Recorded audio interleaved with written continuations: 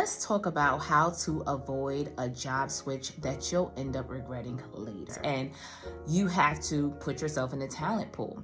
So once you do that, and let's say you get a call back, you get an interview, you're on to the next stage, that's when we're in researching mode. That's when we're digging up the dirt. That's when we're trying to find out as much information as we can before we progress in that process, okay? Now, there are certain ways that you can research. So one example could be just reviewing how these employees are expressing themselves online. Are they complaining about being overworked? Do they have their open to work banner on? There's a lot of signals that you can take from just perusing the profiles on LinkedIn. You can also look at sites like Glassdoor.com. They have a rating system, so you can kind of get the gist early on of if this job will be worth it or if it's going to be someplace where you're going to bounce out of immediately. After you have done that due diligence, let's say you get a job interview.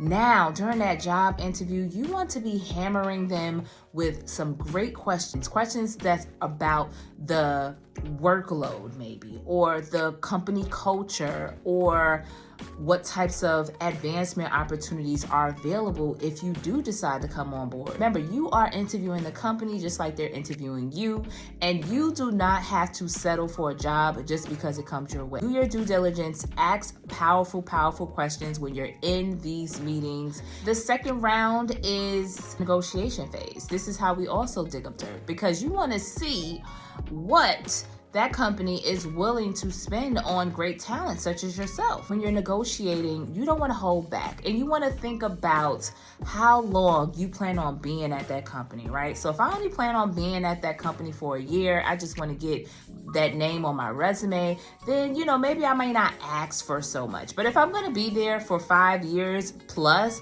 oh, you best to believe that we're coming with the big kahuna. You need to be asking for the salary that you want, right? You're going to ask for benefits. You're going to ask for extra time off. You're going to ask for perks. You're going to ask for all of the things because you have displayed your value in this interview process. You have showcased your interest by asking questions. And you have proven that you already have what it takes to do this job. Don't shortchange yourself. I'm telling you, the moment you do, the moment you lose. Talk to people, look online. What's important is that you don't give up until you find all of the information that you need so you can make a sound decision.